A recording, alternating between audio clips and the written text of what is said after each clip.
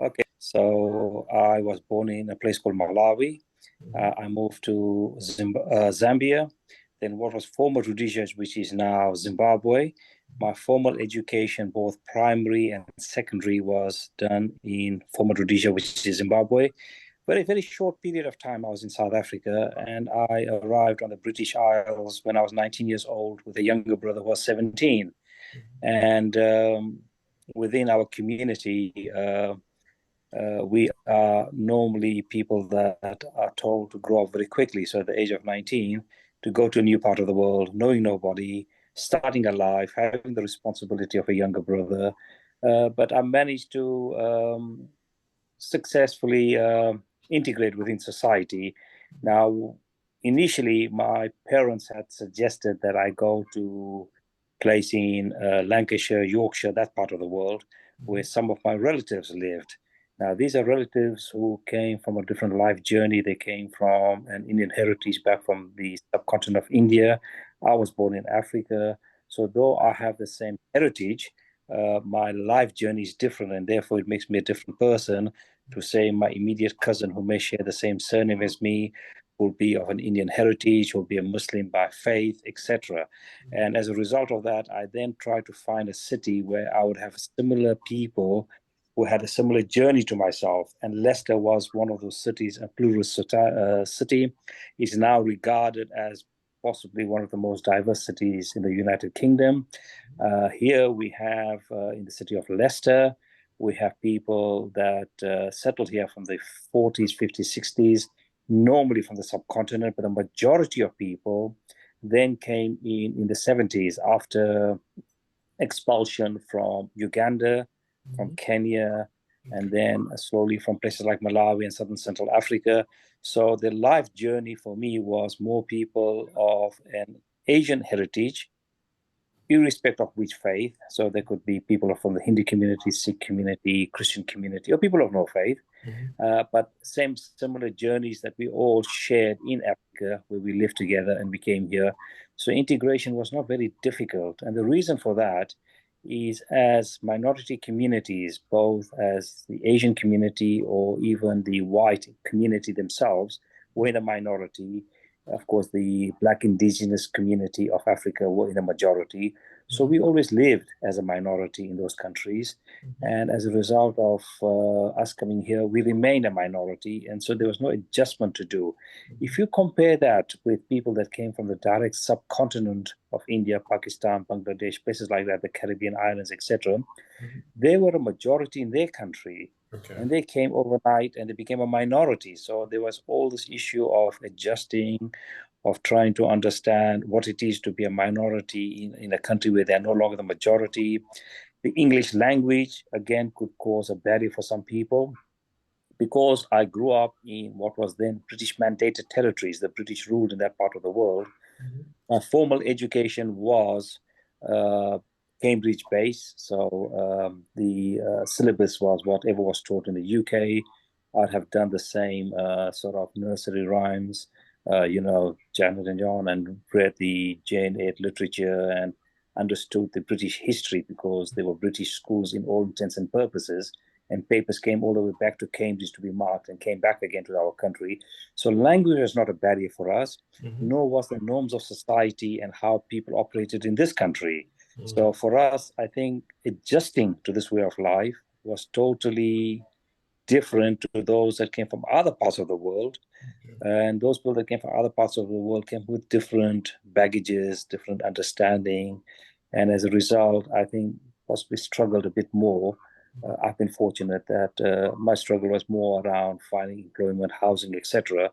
But as an independent person, to integrate into society was quite easy. Okay. So, there's a couple of questions that I have. Well, first about Leicester as a city. What was the choice of Leicester? And because you said obviously there was a lot of different ethnic groups already in Leicester. So I'm curious about the history of that city. Why is that Leicester was that such a particular place that attracted so many kind of like people from different cultures?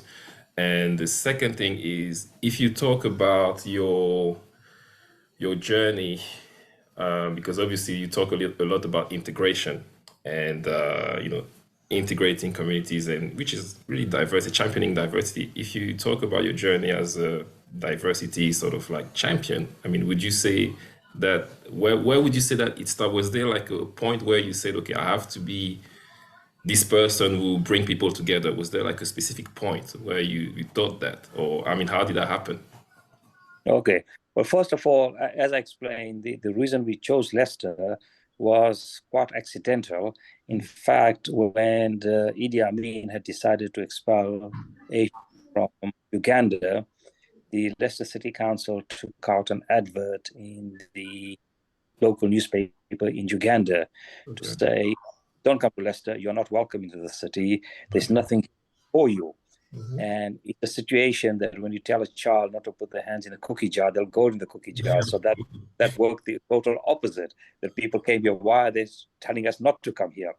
And as a result of coming here, the majority of the Asians had two advantages. They had language, which was English language, and secondly, most of them were in commerce and industry. They were in businesses back in Africa, so they brought those skills with them. They may have come with no money, but they started moving to textile, garment manufacturing, etc., which was the heart of the UK, was Okay. in Leicester.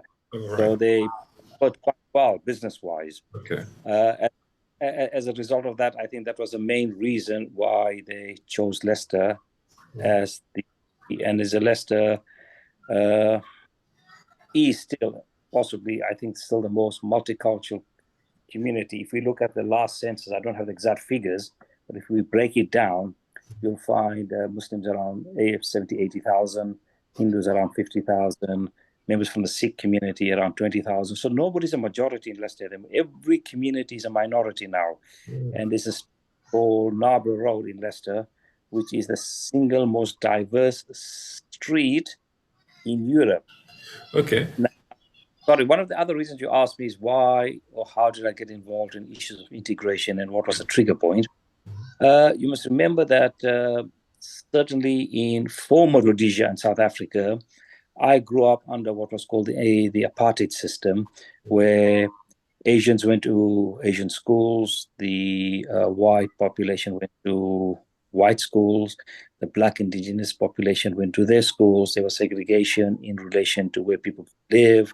Employment was also subject to the color of your skin, etc. So at first hand from childhood, I had seen the difficulties around why people did not want to live with each other and why it was state policy to segregate people, the apartheid system. So I see an example, the difference between the two countries. If I can give you an example, it might be easier. So when I was in Malawi as a young person, of course, there was no apartheid system there. So if I met people from, say, the Christian community or the missionary schools or the hospitals, as a young person, I was asthmatic and I got a lot of care and love from, say, the people, the clergy, the nuns, etc., from that part of the world. Now, if that was my only experience that I lived, then I would have said, wow, aren't they wonderful people that take care of the people that are in need? But when I moved later in life into a place like Salisbury, which was the capital of Rhodesia then, I seen black-only churches and white-only churches. And that sort of took a shock to say, well, hold on a second, just across the border, we have sign of integration, and then we've moved into a border into a neighboring country, and it's so segregated where the post office lines were separate. If you had to use public example, bathrooms, etc., they were separate marked, etc. And that sort of worried me for a while that as our common humanity, we have to learn to live and work with each other. And so, circling back to you now, and how do you think? I mean, how was the kind of like climate in terms of diversity and inclusion? Obviously, Leicester is seems to be a very good case study of how people from different cultures come together. So, how would you say, from all of your wealth of experience, the kind of like climate has been, the environment has been, how would you define it? Has it improved or has it regressed? Or I mean, where are we in terms of inclusion and diversity in this country, or maybe around the world as well. Now, the situation has changed somewhat over the 45, 46 years I've been in the UK. So when I came in the 70s, the situation has got better, I think, now than it was then. And I'll give you an example. I need to qualify a statement if I make a statement of that nature, which is, example, in the 70s, if people like myself went to a seaside resort or something, and there were bed and breakfast where I would spend the night. There were signs put outside, no blacks, no Irish, no dogs allowed. You don't see that today. So things have moved on. Things have been positive. There were billboards for political parties, and they use the N word, that if you want a person from an N background to live next door to you, vote for this party. We don't see that anyway. So we have moved. So it's not everything's negative. There are things that are wonderful, positive.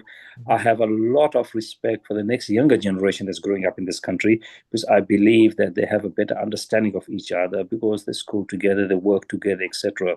So when we talk about bigotry, it may have been in the past. It's a bit less now, but certainly has not gone away. It's still there. There's work to be done.